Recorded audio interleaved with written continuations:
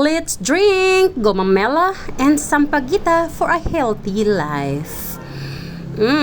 This is so good and delicious. Mga lalabs, samahan nyo ko tayo mag-harvest ng gomamela at sampaguita.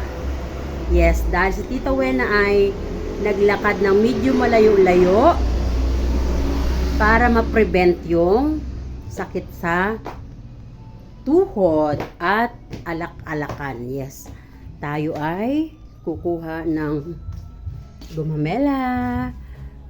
Doon, ayun o, diba? Daming bulaklak. Ayan, halika. Lalabas tayo doon sa terrace.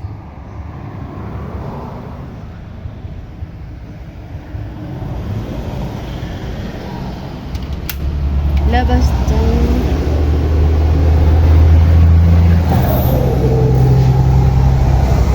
Mahangin ngayon guys. Mamaya pupunta ako sa tabing dagat.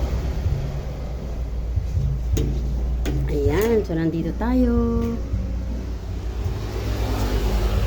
Ayan, kukunin natin yan. Meron tayong lalagyan.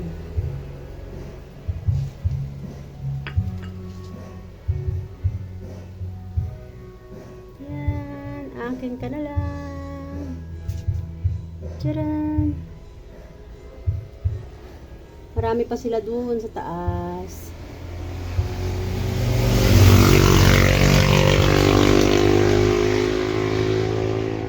Lalagay natin siya sa hot water.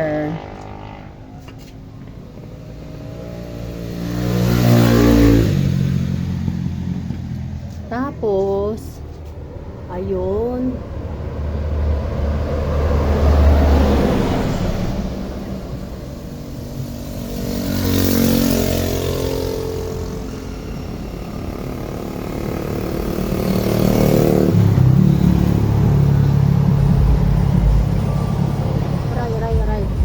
Natusok ako ng makinig ko.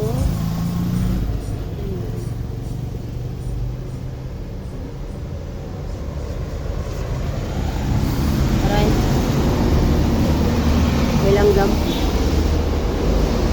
Ayun po guys.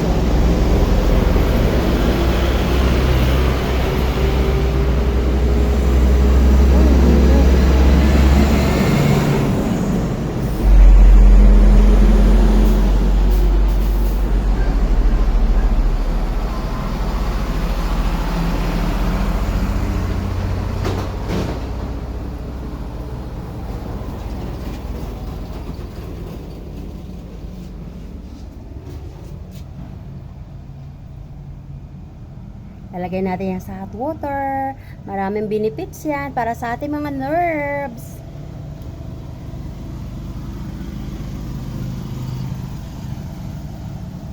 Diyan.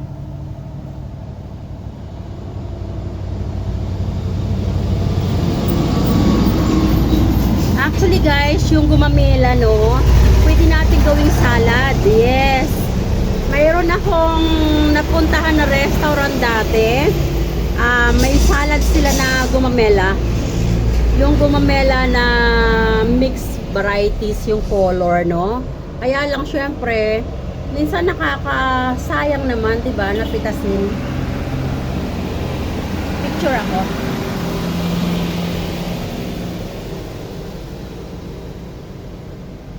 Ayan guys. Aray ko, natusok ako ng ng tinik. Ayun pa oh. Ang dami nilang bulaklak sa taas. Ayun pa guys, ang laki oh. Kita nyo? Ayun. Ganda no? Ayan. Ayun. O, diba? Dami-dami nilang bulaklak doon. Nakakatuwa guys. Alam nyo, stress reliever ko dito sa akin terrace. Maraming bulaklak. Ayan. At yung dragon fruit ko may bunga. Iisa lang. Kita ba? Hindi makita. So, ayan. Ayan. O, di ba may pang long form na ako?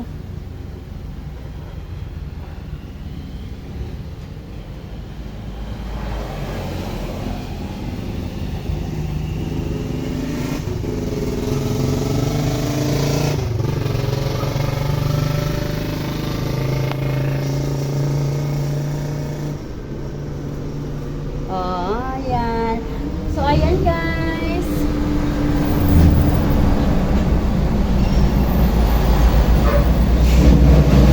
Halika na, balik na tayo sa kusina. So, ayan mga best. Halika na at ilagay natin sa mainit na tubig ang ating sampaguita at gomamela. Ayan. So, dito sa ating baso ay meron na tayo sampaguita dyan. Sinamahan ko na nga ng dahon dahil mataas din ang benepisyo ng mga dahon. And then, ayan, ilagay na natin yung mga yan dyan. At dapat po ang tubig na ilalagay natin, yung hot water ay talagang bagong kulo. Ayan. At ayan, so dapat po ay kulong-kulong-kulo. Ayan, as in bagong kulo.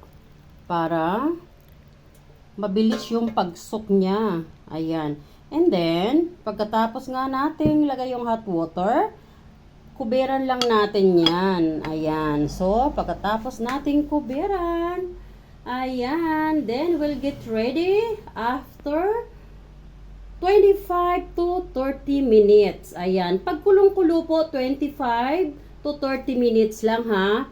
Pero pag yung tubig nyo ay nasa thermos na, I mean about how many hours na after na na-boiled yung water. So it will takes about 45 minutes to 1 hour bago masuk yung gomamela, flour at sampaguita. So ayan no. So may pagkakaiba po yun. Ayan. So wait lang po tayo at mabibenefits na natin ang ating gomamela and sampaguita. O di ba? Hindi natin alam. Actually, maraming hindi nakakaalam ha na yung mga gamot na kailangan natin minsan sa ating inner circulations ay nasa garden lang natin, no? Hindi na natin kailangan pang bilhin sa pharmacy. Yes, alam nyo guys, ako since nagumaling ako sa cancer, so, inaral ko talaga kung ano yung mga herbal na pwede magpagaling sa mga karamdaman or mararamdaman possibly, no? Na hindi umaasa sa Western medication. Kasi too much in taking Western medication can cause damage sa kidney natin. Yes. At that will possibly lead on dialysis. Yes. So, ayaw natin no? So, kaya dapat gagawa tayo ng pamamaraan. So, ayan guys. O, diba? Ang ating tea. Sok lang natin yan dyan muna. At maya-maya lang ng konti ay iinumin na natin yan. So, ayan. At ito na nga yung ating sampaguita and gomamela. So, look at this.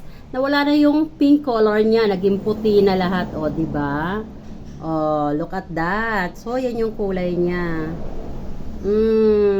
Awesome. Siyempre, picture muna tayo. Bago natin inumin yan.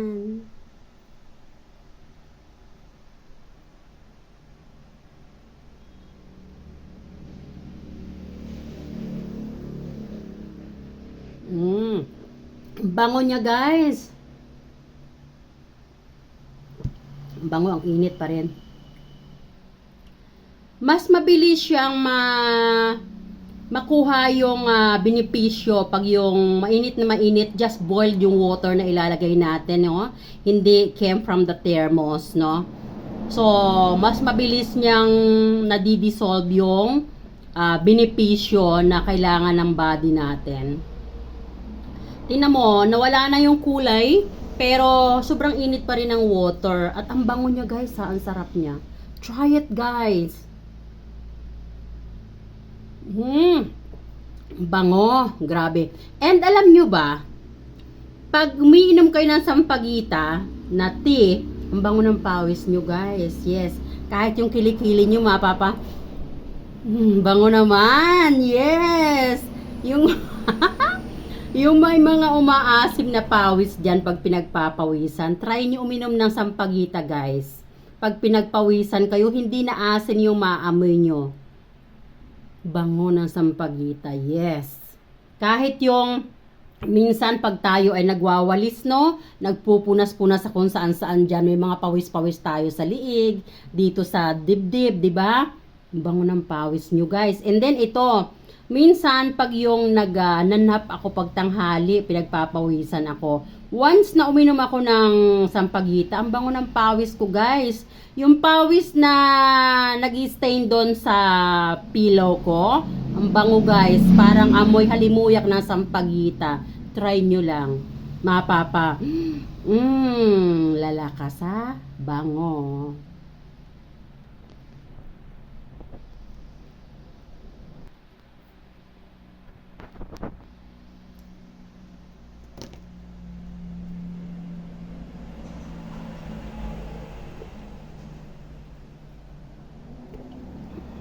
Ayan guys, thanks everyone for watching, and Tita Wen always saying, don't forget to keep loving one another. Try nyo na, gumamela in sampagita, and the benefits, so high, yes.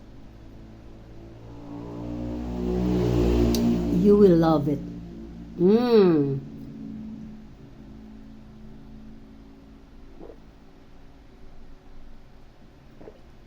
I love you all guys, bye.